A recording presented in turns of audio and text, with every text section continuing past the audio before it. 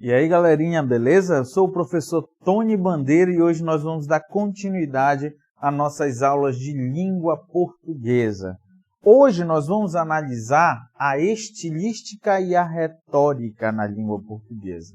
Bom, o que é estilística, o que é retórica? Antes disso, você vai lembrar que a língua portuguesa ela tem algumas características, ela trabalha em alguns aspectos. Tem um aspecto fonológico, do som, né? Isso o nome já está dizendo. Morfológico, que analisa as classes, a palavra em si, tá? Sintático, as orações. O semântico, o significado, que a gente vai precisar do aspecto semântico para a gente entender um pouquinho essa aula. E o estilístico. E a retórica, que vem trabalhar, além da pontuação, a nossa aula de hoje, que trabalha mais as figuras de linguagem. Tudo bem? Então vamos lá entender o que é essa tal de estilística. Vamos lá. Na linguística, a estilística corresponde à área encarregada de estudar os diferentes tipos de organização das palavras ou das associações linguísticas que acontecem em determinados discursos, situação pragmática, sejam escritas, tá, ou faladas. Como assim, Tony?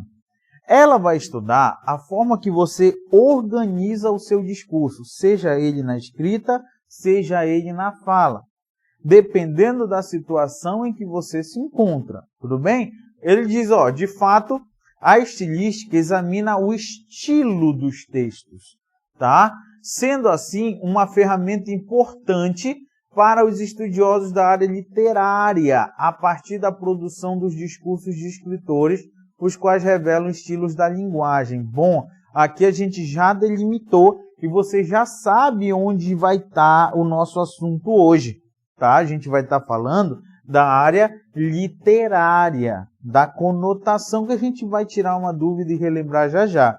Tudo bem? Então é dentro da área poética, da área literária que se encontra a nossa aula de hoje. E para terminar o conceito, se por um lado a gramática preocupa-se com a norma culta da língua padrão, a estilística vem complementar os estudos da linguagem, na medida em que enfoca a sua função expressiva dos discursos, através dos chamados recursos estilísticos, dentro da literatura, dentro da poética. Entendeu?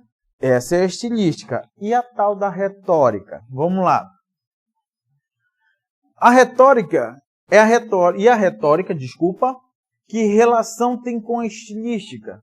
Os recursos estilísticos não se limitam ao âmbito da língua escrita, tá? Hoje a gente não vai se limitar à escrita, como eu falei, literária, poética, pode ser também na fala. O tempo todo, os interlocutores objetivam a comunicação, que em geral vem permeada de tentativas de convencimento. Falei em tentativa de convencimento, persuasão, eu estou falando de retórica. Tudo bem? Vamos lá. Na época de Aristóteles, sabe, né, quem é? A retórica teve destaque em razão da importância da comunicação própria do período. Os assuntos públicos eram tratados publicamente. E em nossos dias? A retórica perdeu sua importância ou desvinculou-se da estilística? Claro que não. Diariamente é usada por políticos quando tenta te convencer a receber o voto, tá? Que precisam embasar seus discursos para convencer a população, ou por cidadãos que buscam persuadir seu interlocutor. Então, toda vez que você utiliza artifícios para tentar convencer alguém, conhecendo essa pessoa, os seus anseios, tu está usando a retórica. Então, a nossa aula está dentro desse foco hoje, da área literária, tá bom? Como eu organizo o estilo do meu texto e como eu faço para convencer o leitor. Isso tudo eu preciso relembrar algo do semântico. Por quê? Lá na denotação e conotação que você já estudou, você vai lembrar do seguinte, que a denotação a linguagem está no sentido denotativo, significa que ela está sendo utilizada em seu sentido literal, ou seja, o sentido que carrega o significado básico das palavras. é o dicionarizado. Linguagem presente lá nos textos jornalísticos, nos textos padrões, na tua redação que você vai fazer para o concurso que você está pretendendo aí. Tudo bem? Essa é a linguagem denotativa. Já a linguagem conotativa, que é a linguagem que hoje nós vamos abordar, é quando a linguagem está no seu sentido conotativo, significa que ela está sendo utilizada em seu sentido figurado. Opa! Figuras de linguagem, sentido figurado. Ou seja, aquele cujas palavras, expressões ou enunciados ganham um novo significado. Então, ele já não tem o significado do dicionário. Dependendo do contexto em que você vai ler aquele texto, ele pode assumir vários outros significados, fugindo daquele significado dicionarizado. Entendeu? Então é aqui que a nossa aula hoje está localizada. O sentido conotativo modifica o sentido denotativo, literal da palavra. Beleza? Então vamos lá. Dentro disso nós temos as figuras de linguagem. Tony, quantas são? Isso é bem relativo, dependendo do material em que você vai estudar isso aqui, a divisão ela modifica bastante, tudo bem? Eu trouxe aqui, tá, para ti o conceito do que são as figuras. Figuras de linguagem, figuras de estilo ou figuras de retórica. Na tua prova tu pode encontrar com um desses nomes, tá? Figuras de linguagem, figuras de estilo ou figuras de retórica.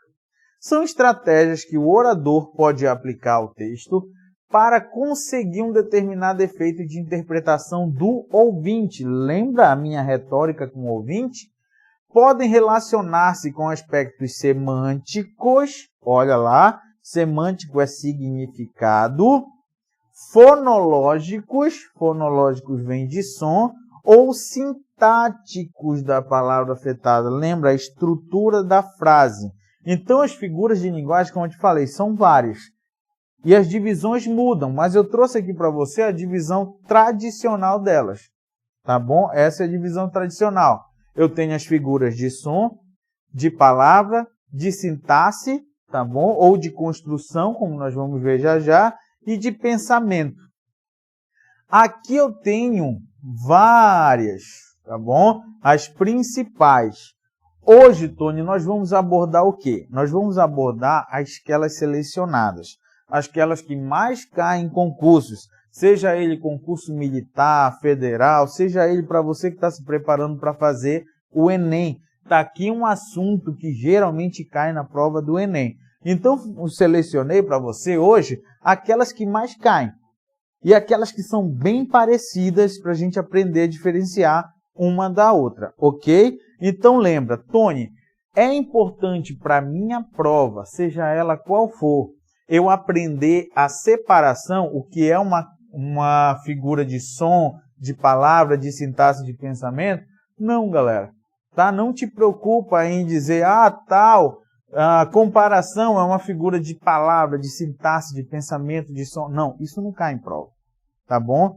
O importante é você saber a figura e o conceito, como ela aparece nos textos. Tudo bem? Esse que é o importante e é isso que nós vamos ver a partir de agora. Dá uma olhada lá. A primeira divisão que nós vamos ver são as figuras de palavras. Eu trouxe aqui logo duas para vocês e entre elas a que mais cai em provas estilo Enem. Fica ligado. Olha lá. Metáfora. Está aqui a figura que mais cai nesse estilo de prova. Representa uma comparação, então presta muita atenção, a metáfora é uma comparação, tá? De palavras com significados diferentes e cujo termo comparativo fica subentendido na frase. Se ele fala que fica subentendido, logo você vai entender que ele não aparece na frase, certo? Então, como é que vai ficar essa frase, Tony? Olha lá, você é o sol da minha vida. Lembra que eu estou comparando aqui uma pessoa com um sol. São coisas totalmente diferentes. Só que eu faço essa comparação. Tudo bem?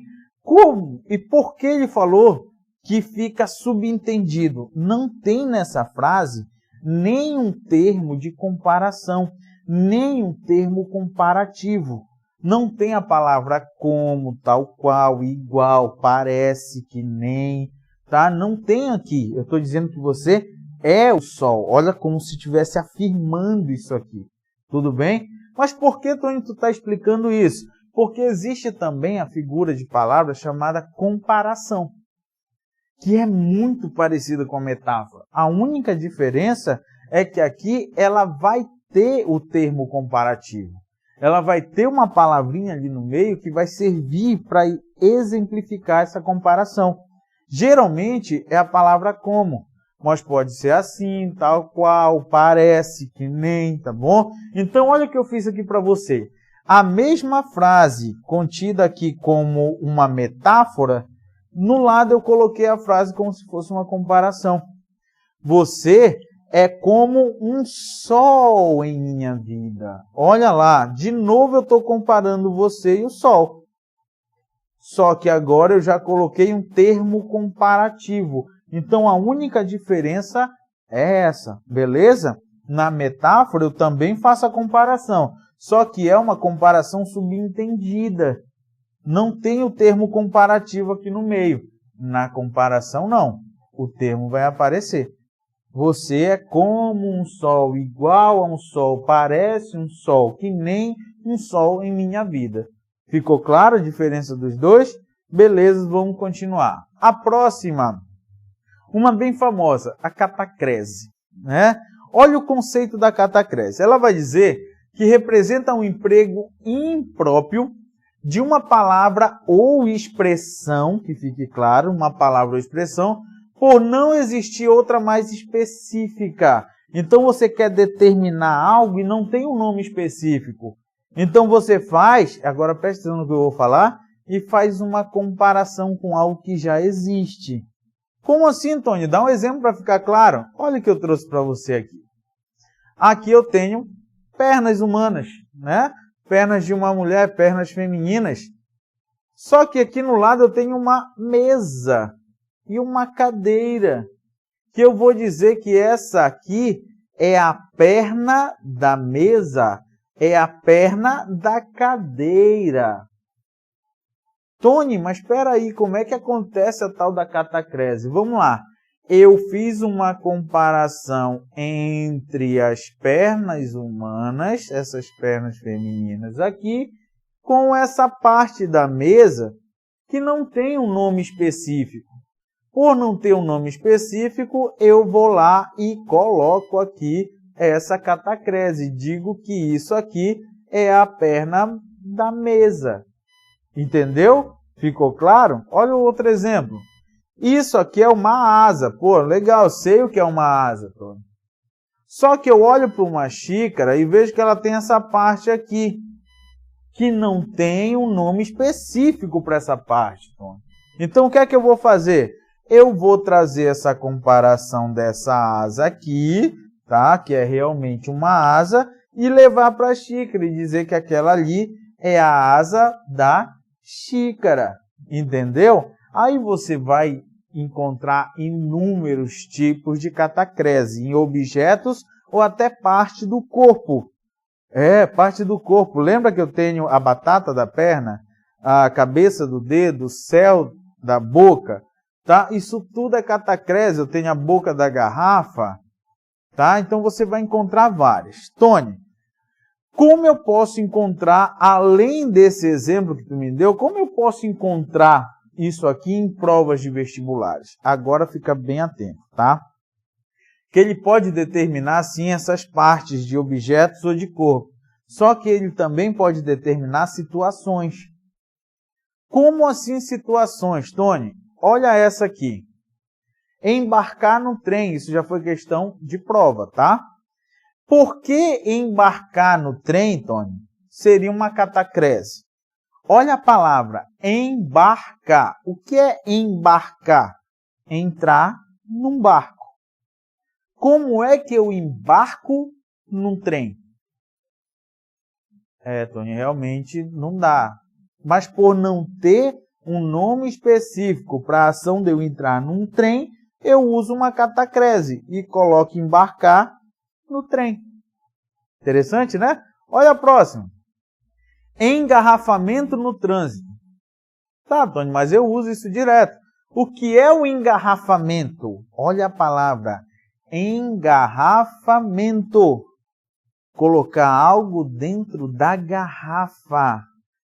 Mas por que eu uso engarrafamento no trânsito? Ah, lá na minha terra, Tony, ou tem outra situação que eu chamo de engavetamento no trânsito. O que é engavetar? Colocar dentro da gaveta. Mas são situações que eu uso diariamente em relação ao trânsito, mas não deixam de ser catacrese. Beleza? Olha a última. Enterrar o alfinete no dedo também foi questão de vestibular. O que é enterrar? Colocar dentro da terra, afundar na terra. Como é que eu enterro? No dedo. Então, por não ter o nome específico, eu faço essa catacrese. Ainda não está claro? Então vamos terminar com essa. Encaixar a chave na fechadura. Tony, aqui eu não consigo ver catacrese. Amassa a pausa e analisa aí. Analisou? Vamos lá. Encaixar. O que é encaixar? Colocar dentro da caixa. Como é que eu encaixo? Na fechadura. Tá bom? Então, mesmo conceito. Por não haver um nome específico, eu faço essa comparação. Mas agora eu quero que tu note o seguinte. Quando eu digo que isso aqui é a perna da mesa, eu digo que isso é como a perna da mesa. Não, né? Eu digo isso é a perna da mesa. Então, volta ao conceito que nós analisamos anteriormente. Isso é ou não é uma metáfora? Isso é a perna da mesa, isso é a asa da xícara, esse é o braço da cadeira, é a boca da garrafa. Você está fazendo uma metáfora. Então, opa, Tony, qual a diferença entre a catacrese e a metáfora? É simples, pessoal. As metáforas são geralmente subjetivas. Tá? Quando eu digo que você é o sol da minha vida, é para mim. Quando eu digo que isso é o pé da cadeira, a perna da mesa, ninguém vai questionar. Tá? Todo mundo aceita, é chamado na língua portuguesa de arbitrariedade linguística. Todo mundo já usa como perna da mesa e ninguém questiona. Agora, se eu disser é o sol da minha vida, tem gente que vai dizer não, não é não. É o da tua, mas da minha não. Mas quando eu digo que é a perna da mesa, ninguém vai questionar. A única diferença é essa. Beleza? Vamos continuar. Próxima, hipérbato ou inversão. Para a gente analisar essa aqui, a gente precisa lembrar da ordem direta de uma frase. Segundo a língua portuguesa, a ordem direta de uma oração é sujeito, verbo e complemento. Nessa ordem. Quando eu mexo nessa ordem, quando eu faço essa inversão, eu crio essa figura de linguagem, tá? Que eu quero que você note o seguinte. Ela vem falar que ela vai mexer com esse deslocamento da ordem natural da oração, que, como eu te falei, sujeito, verbo e complemento, certo?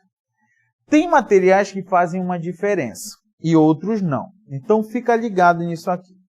Tem materiais que vão dizer que inversão, ela é bem simples.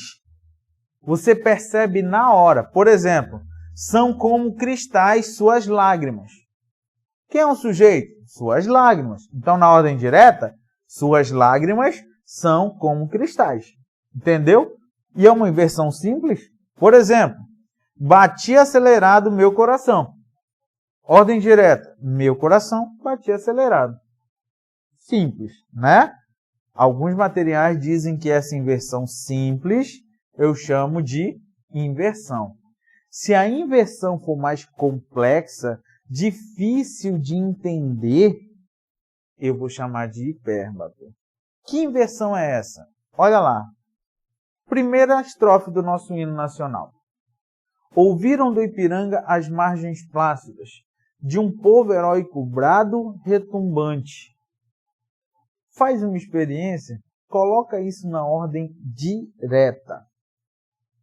Você vai ver que vai ser bem mais difícil do que essas aqui. Nas primeiras aqui, ó, são como cristais suas lágrimas. Suas lágrimas são como cristais.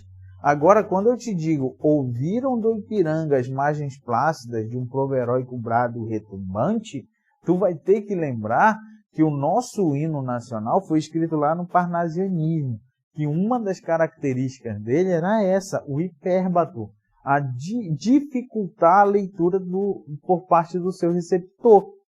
E uma das formas que ele usava para dificultar era usando o hipérbato, invertendo todo o texto, a ordem do texto, e usando palavras que geralmente são desconhecidas. Palavras tipo plácidas, tipo brado, retumbante, tá bom? Então, na ordem direta, como ficaria? As margens plácidas, calmas, tá bom? As margens calmas do rio Ipiranga ouviram um brado. O que é brado? Um grito, tá? Esse grito foi muito alto, retumbante, tá bom? Ecoou de um povo heróico. Que grito foi esse que deram as margens calmas do rio Ipiranga? Independência ou morte. Ficou claro o hino agora? Mas para você ver, nós tivemos que fazer toda uma análise para entender isso aqui. Lembrando, alguns materiais fazem essa diferença, inversão e hipérbato. Outros dizem que é a mesma coisa, tá bom? Fica ligado nessa diferença aí. Próxima, a mais extensa das figuras de linguagem, a metonímia. Por quê? Olha o conceito. É a transposição de significado considerando vários aspectos. Então, eu vou transpor significados devido a vários aspectos. São esses aspectos que tornam ela a mais extensa figura de linguagem. Porque são vários aspectos. Claro que não dá para a gente estudar todos aqui. Eu só vou te dizer os principais, aqueles que já caíram e geralmente caem em provas. Por exemplo, a parte pelo todo. Como é que funciona a parte pelo todo, Tony? Olha lá. O trabalhador só quer um teto para morar. Te pergunto, o trabalhador só quer esse teto? Não, né? Ele quer a casa inteira. Só que eu troquei a parte da casa pelo inteiro dela. Em vez de usar a casa, eu usei só o teto. Tá bom? Parte pelo todo. Um outro exemplo, Tony, rápido. Vamos lá. Eu tenho 1000 cabeças de gado. Você tem só a cabeça do gado? Não, né? Você tem o gado inteiro. Só que eu troquei uma parte dele pelo inteiro. Beleza? Olha essa aí, autor pela obra. Hoje eu vou ler Machado de Assis. Você não vai ler o autor, o Machado, você vai ler o livro dele. Então eu troquei o autor pela obra. Olha o próximo. A marca pelo produto, um dos mais famosos. Perdi minha Havaiana. Lembrando, em vez de eu falar que eu perdi minhas sandálias, eu usei a marca daquilo ali. Muitas vezes a marca é tão famosa que ela assume, você não conhece o nome do produto e sim só o da marca, tá bom? E em vários casos isso acontece. Vamos lá. O continente pelo conteúdo. Comi um prato de feijão. Você não comeu o prato. Você comeu o feijão que estava dentro dele. Beleza? Última de hoje. O objeto pela matéria. Olha lá. Brindemos com nossos cristais. Como assim cristais? As nossas taças que foram feitas de cristais. Deu para entender a diferença? Então eu troco um termo pelo outro. Ótimo, vamos continuar. Sinestesia. Tony, a sinestesia vem falar sobre o quê? O ser humano tem 5 sentidos, né? Você sabe quais são? Vamos lá. Olfato, paladar, audição, visão e tato. Na sinestesia, esses sentidos vão estar misturados, relacionados numa mesma oração. Tem que ser numa mesma oração e tem que ter mais de 2 sentidos. Por exemplo, um doce abraço ele recebeu da irmã. Quando eu uso a palavra doce, eu estou me referindo ao paladar. Abraço eu reconheço pelo tato. Então eu tenho 2 sentidos numa oração só. Já surgiu uma sinestesia. Olha essa frase aqui. Amo o cheiro doce e verde do campo. Quando eu uso o cheiro, eu estou falando do olfato, doce o paladar e verde a visão. Tenho 3 sentidos numa oração só. Quando vierem misturados os sentidos, você já sabe que eu tenho a sinestesia. Beleza? Vamos para a próxima. Eu tenho agora a perífrase e a antonomásia. Que nome estranho, Tony. Pois é, mas olha como é simples. A perífrase, ela é uma expressão que vai designar ou coisa ou lugar. Presta atenção. Coisa ou lugar, tá? Por alguma característica famosa ou algum atributo famoso desse lugar ou dessa coisa. Como assim, Tony? Vamos lá. 2 exemplos. Com cidades, lugares. Visitei a Cidade Luz. Cidade Luz. Automaticamente você já sabe que é Paris. Se de repente eu digo que choveu na Cidade das Mangueiras. Cidade das Mangueiras, Belém do Pará. Não é isso? Eu vou dizer que eu visitei a Ilha do Amor. Ilha do Amor, São Luís do Maranhão. Eu visitei a Cidade do Amor. Cidade do Amor já é Veneza. Cidade da Garoa, São Paulo. Deu para entender? Mas como é que vai denominar coisas? Todos querem o ouro negro. O que é o ouro negro? O petróleo, tá? Denominou lugar e coisa, eu tenho perífrase. Denominou pessoas, eu tenho antonomásia. Que história é essa, Tony? Vamos lá. Saudades do rei do pop.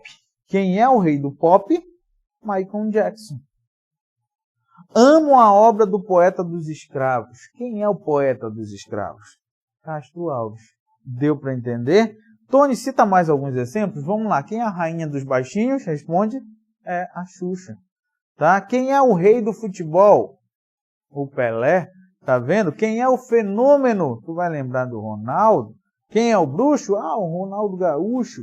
Tá? Então você vai ver várias características denominando pessoas.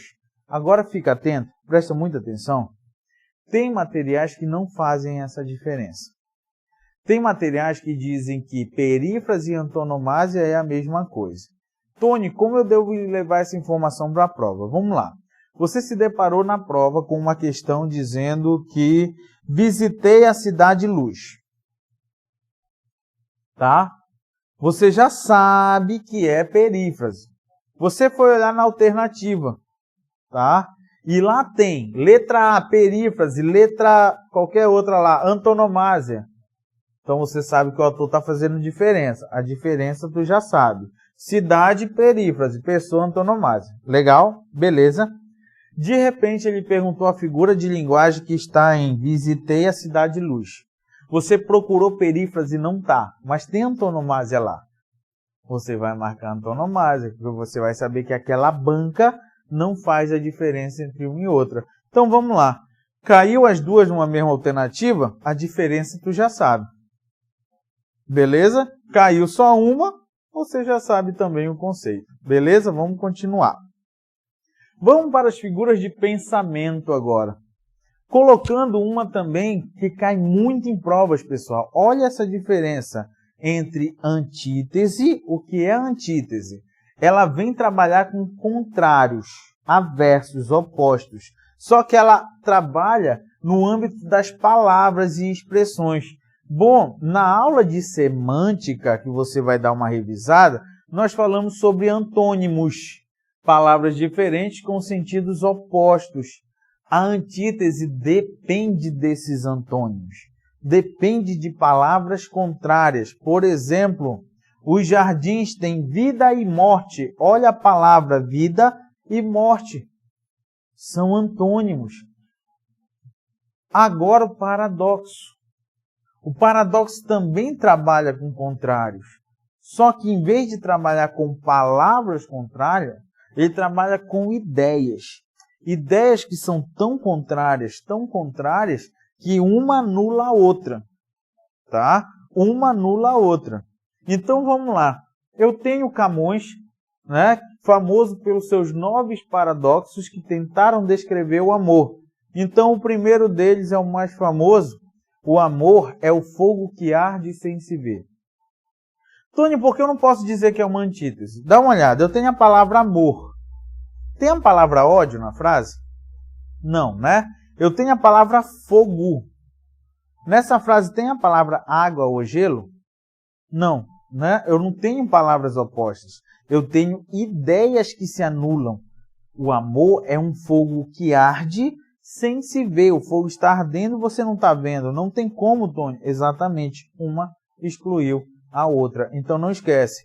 Antítese depende de antônimos. Paradoxos são ideias que se anulam, se excluem, tá? Contrário. Beleza? Vamos continuar.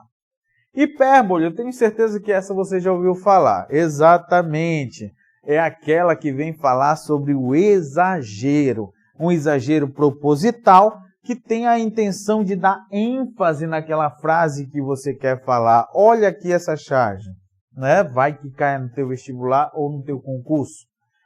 Ah, mãe, eu chorei rios de lágrimas. Rios de lágrimas. Olha o cara nadando, remando a canoazinha dele, né? Isso nos rios das lágrimas dela. Você sabe que rios de lágrimas, isso é um exagero, tá? Tony, outros exemplos? Vamos lá. Estou morrendo de saudade. Os morreis aí, né? Estou morrendo de fome, estou morrendo de sono, de preguiça. Isso é exagero, tá bom? É hipérbole. Olha esse aqui. Estou te esperando há 200 anos. Sabe que não, né? Isso é exagero. Agora vamos lá. Olha esse. Não vejo você há séculos. Sério? Então você já percebeu que é só para dar ênfase. O último exemplo é interessante. Foi criado até um numeral, esse numeral não existe, mas ele foi criado para dar a ideia de exagero da hipérbole. Por exemplo, quem nunca ouviu alguém dizendo assim, ó, já te falei isso trocentas vezes. Trocentos não existe, você sabe que não existe, mas foi criado para dar a ideia do exagero, beleza? Então tem exagero, você já sabe que é hipérbole. Vamos lá, continuando. Prosopopeia ou personificação, também uma das mais famosas, não é isso? Alguns materiais trabalham com o nome de animalização, tá? Só que ela vem atribuir características, sentimentos humanos a seres inanimados, tá? Como é que isso acontece? Vamos lá. O jardim olhava as crianças sem dizer nada. Olhar e dizer características humanas que eu atribuí ao jardim. Se isso aconteceu, você já sabe que eu tenho a prosopopeia ou personificação. As árvores acenavam para mim. Olha aí a frase que já caiu em prova de vestibular. Tá bom? Acenar, característica humana, que eu atribuí a uma árvore. As casas vinham bêbadas. Essas frases que eu estou colocando aqui todas já caíram em prova, tá? As cadeiras tremiam de medo. Objeto quase José Saramago. Olha lá, as cadeiras tremiam de medo. Características humanas a seres inanimados. Ficou claro? Podemos continuar. Vamos lá. Ironia. Aí em casa eu tenho certeza que você sabe o que é ironia, né? Você sabe ser irônico. Agora vamos conceituar. O que é ironia? É toda vez que eu afirmo o contrário do que realmente eu estou pensando. Só que, observação sobre a ironia. A ironia ela só vai ter, lembra que a gente está falando sobre a retórica, que o teu foco é sempre o receptor, a pessoa a quem você dirige? Essa pessoa só vai entender a tua ironia se ela tiver conhecimento dos dois lados da moeda, dos dois contextos. Como assim, Tony? Vamos lá. Quando eu digo que pessoa educada, bom, você tem que ter o conceito do que é uma pessoa educada. Porque eu vou continuar a minha frase e dizer assim, ó, que pessoa educada entrou sem cumprimentar ninguém. Então presta atenção. Eu falei que pessoa educada. Você já sabe que uma pessoa educada jamais entraria num lugar sem cumprimentar ninguém. Então você já sabe que na segunda formação eu acabei de ser irônico. Quer um exemplo mais claro? Olha lá. Que belo artilheiro ele é. Bom, para você que está aí do outro lado, que entende de futebol, quando eu digo que uma pessoa é artilheiro, um jogador é artilheiro, você sabe que a primeira característica dele é que ele faz muitos gols, né? Olha o resto da minha frase. Que belo artilheiro ele é. Jogou o campeonato inteiro e fez um gol só. Então você já sabe que eu acabei de ser irônico na minha primeira oração. Ficou claro? Beleza? Vamos continuar. Essa aqui, pessoal, eufemismo. Particularmente uma das que eu mais gosto. Por quê? É quando eu tento amenizar, abrandar uma informação que não é tão bacana assim, uma informação negativa, pesada, triste, tá bom? E eu tento, com palavras, com meu estilo, eu tento abrandar isso aí. Como é que funciona, Tony? Vamos lá. Consiste em atenuar algo que é desagradável. Por exemplo, pessoal, eu tenho essa imagem. Dá um pause aí e analisa ela, tá? Já? Me diz aqui, pessoal. Que expressão deriva dessa imagem? Isso, bateu as botas. Eu te pergunto, para que é utilizada essa expressão? É para a morte. Pois é. Em vez de eu dizer, ele morreu, algo desagradável, triste, pesado, vou dizer, bateu as botas. Eu tento amenizar. Você vai lembrar aí, dependendo do teu conhecimento de mundo, vários eufemismos para a morte. Não é isso? Foi para debaixo de 7 palmos, vestiu o caixão de... Não é isso? O paletó de madeira, esticou as canelas, vários outros aí. Não vou citar todos aqui, beleza?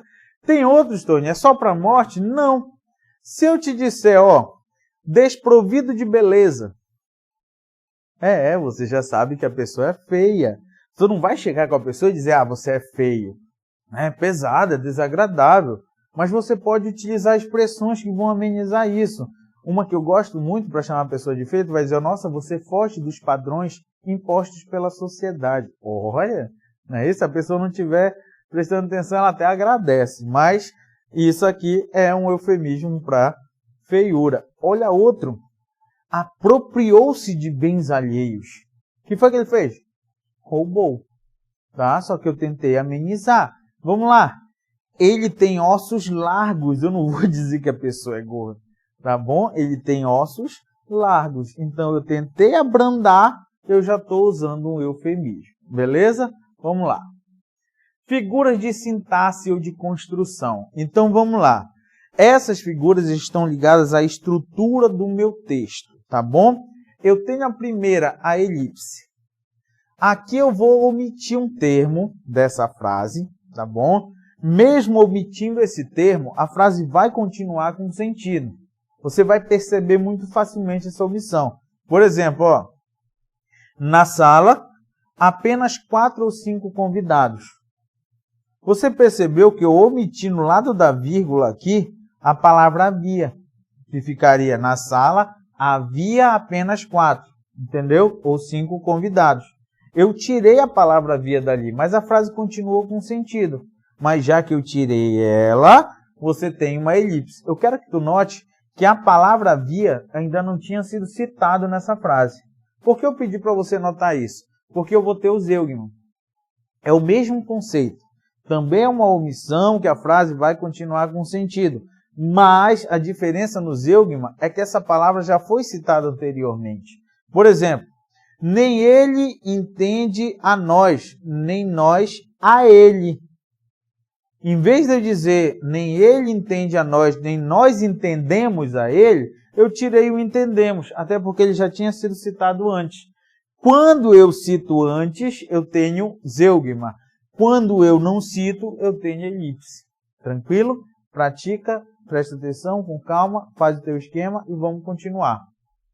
Assíndeto. Bom, aqui, pessoal, a gente precisa relembrar da palavra síndeto. Síndeto no grego quer dizer aquilo que une, aquilo que junta, conectivo, tá? Conjunção. Quando eu coloco o a na frente de uma palavra na língua portuguesa, eu quero falar de negação. Então, assíndeto, eu vou ter umas frases que não vão ter conectivos. Então, todo coberto de medo, juro, minto, afirmo, assino.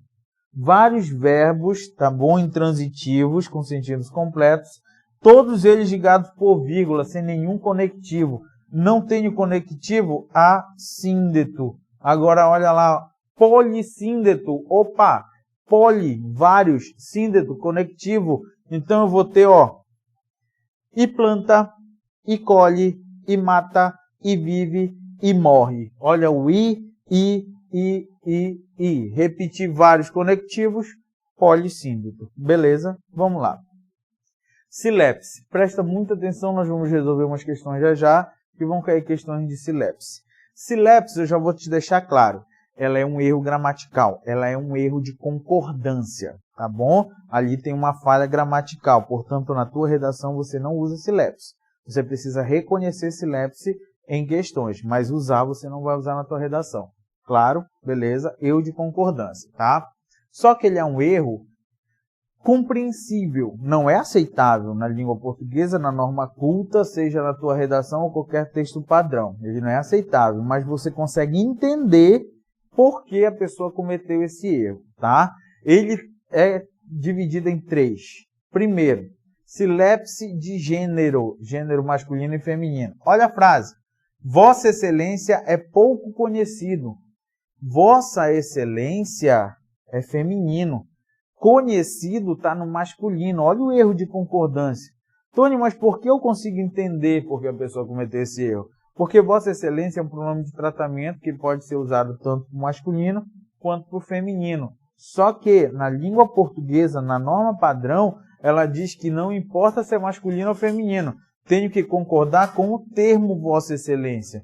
Então, Vossa Excelência é pouco conhecida, tá bom? Mas aqui eu entendi o erro. De número, singular e plural, olha o que acontece aqui. Corria gente de todos os lados e gritavam. Bom, eu coloquei gente. Gente é singular. O verbo lá está no plural. Olha o erro que eu tenho aqui. Por isso, silepse de número, tá bom? E a última, silepse de pessoa. Presta muita atenção. Os brasileiros somos bastante otimistas. Olha como sou estranha essa frase, né? Mas vamos lá. Os brasileiros, terceira pessoa do plural, eles. Eu coloquei o verbo somos, primeira pessoa do plural, nós. Existia um erro. Mas por que eu consigo entender, professor? Porque eu me incluí ao grupo dos brasileiros. Mas isso não deixa de ser um erro. Só que é compreensível. De gênero, de número e de pessoa. Beleza? Vamos lá para o pleonasmo, uma das mais famosas figuras de linguagem, tá bom? Alguns materiais fazem uma diferença que eu vou te explicar hoje. A diferença é entre o pleonasmo e o pleonasmo vicioso, vício de linguagem, final de aula, tá bom? Pleonasmo, olha lá, é uma redundância, tá bom? Sutil, que sutil? Como assim? Conhece-te a ti mesmo. Famosa frase, né? Por que um pleonasmo? Conhece-te. Olha lá, já tem que me conhecer. A ti mesmo. Repetir a mesma ideia 3 vezes, tá bom? Olha essa aqui. Todos foram unânimes. Bom, se foram todos, eu já sei que são unânimes. Ele é o elo de ligação. Se é elo, já é ligação, tá bom? Olha outro. Passamos a conviver juntos. Não tem como conviver separado, há 10 anos atrás. Se eu coloquei aquele A ali, atrás já é pleonasmo também, tá bom? A gente vai ver o vicioso daqui a pouco. Vamos lá. Vamos para nossas últimas figuras, as figuras sonoras, fonológicas, fonéticas, você pode encontrar com todos esses nomes. Ela vai mexer com os sons. A primeira, assonância. Galera, presta muita atenção. A assonância, eu vou trabalhar com sons vocálicos. É a repetição de vogais, tá? Então, por exemplo, nessa frase. O que o vago e incógnito desejo de ser, eu mesmo de meu ser meu deu. Tá? Você vai olhar que eu repeti na frase o e o várias vezes. Tá bom? Se eu tenho a repetição de vogais, eu tenho assonância. Se eu tenho a repetição de consoantes, eu vou ter a aliteração. Olha lá.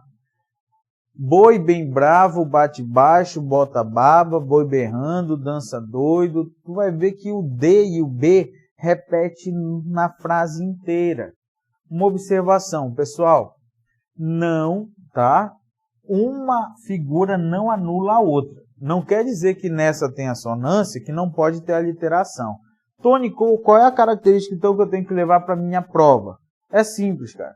Você vai ver o que ele marcou. Aqui ele marcou as vogais. Se ele marcou a vogal, assonância. Se ele marcou a consoante, aliteração. Beleza? Paranomásia. Toda vez que eu uso paro, eu estou falando de diferente. São palavras muito parecidas, tá? Só que não tem nenhuma característica igual nela. Por exemplo, conhecer as manhas e as manhãs. Olha lá, palavras parecidas, mas nem a grafia, nem a pronúncia, nem o significado são as mesmas. As massas e das maçãs. Olha lá como são parecidas, mas não são iguais. Acontece a paranomásia. Aí vem uma das mais famosas, a onomatopeia. Isso, aqueles sons ou de ruídos da natureza ou os sons dos animais. Tudo bem? Vamos lá. Para a gente encerrar a aula de hoje, nós vamos ver os vícios de linguagem, tá? Eles não são figuras, que fique claro, não são figuras de linguagem. São vícios que você carrega na sua vida, dependendo do contexto em que você está. Tudo bem? Por exemplo, eu vou ter o primeiro, o arcaísmo.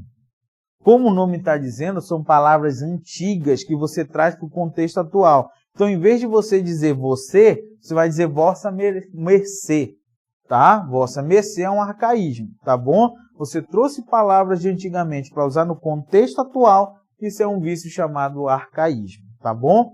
Eu vou ter agora o barbarismo. Por que esse nome?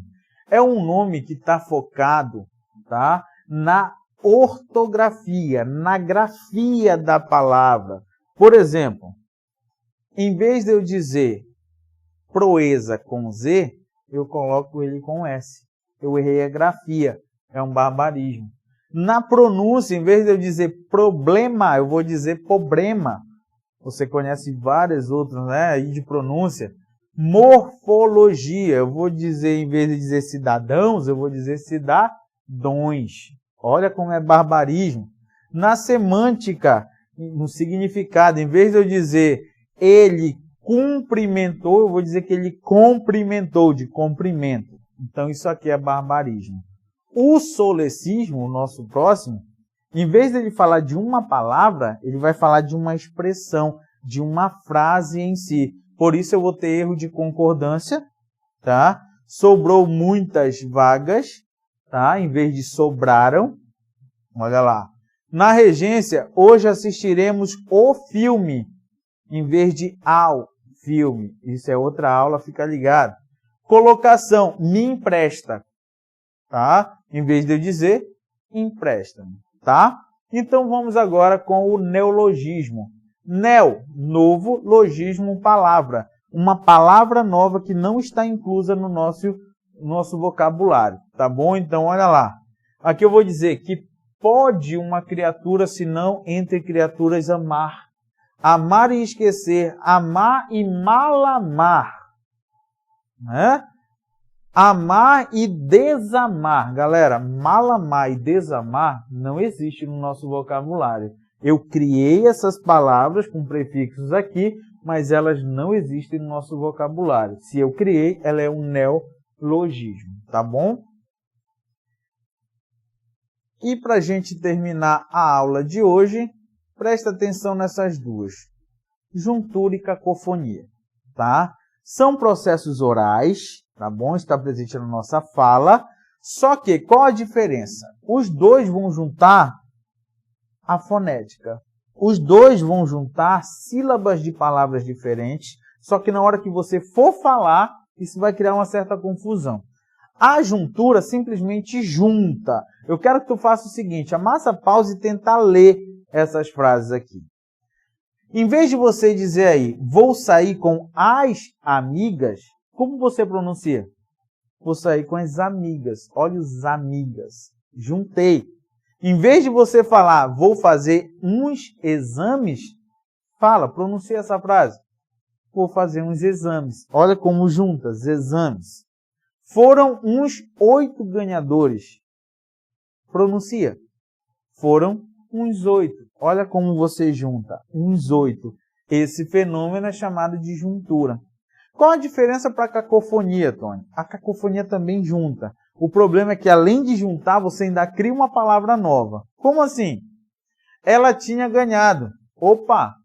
Quando eu digo ela tinha, olha como surge o nome latinha. Tá? Amo ela. Moela. R$1 por cada. Olha como surgiu a palavra porcada. Viu? Eu juntei e ainda criei uma palavra nova. A diferença é essa aqui. Então vamos resolver algumas questões para a gente terminar. O Enem trabalhou essa questão, analisa bem a imagem com calma, máximo pause aí, tá? E volta aqui para a gente resolver. Ele diz, o argumento presente na charge consiste em uma metáfora. Ele já está dizendo que é uma metáfora. Por isso eu te falei que é a que mais cai no Enem. Relativa à teoria evolucionista e ao desenvolvimento tecnológico. Considerando o contexto apresentado, verifica-se que o impacto tecnológico pode ocasionar, primeiro, o surgimento de um homem independente de um novo modelo tecnológico. Não, né, galera? A mudança do homem em razão dos novos inventos que destroem a realidade. C. A problemática social de grande exclusão digital, tá? A partir da interferência da máquina. É uma exclusão que acontece? D. A invenção de equipamentos que dificultam o trabalho do homem em sua defesa social. E a E. O retrocesso do desenvolvimento do homem em face da criação de ferramentas como lança, máquina e computador. Analisou com calma? Vê qual o gabarito? Exatamente. Tá bom? Vamos para a segunda. Aponte a figura. Naquela terrível luta, muitos adormecem para sempre. Galera, o que é adormecer para sempre? Exato, morrer. Qual é a figura que eu tento amenizar? Eufemismo. Beleza? Olha a outra como está simples. Assinale a alternativa em que há um exemplo de antítese. O que é antítese? Quando você tem palavras contrárias, né? E da angústia de amar-te te esperando. Tem palavras contrárias? Não, né? Imagem tua que eu compus serena. Tem palavras contrárias? Não. Pelo martírio da memória imensa. Tem? Não, né? Agora olha a última. Para esquecer o que vivi, lembrando. Esquecer e lembrar. Palavras contrárias, então eu tenho a antítese. Nossa última questão, para a gente ir embora, vamos lá?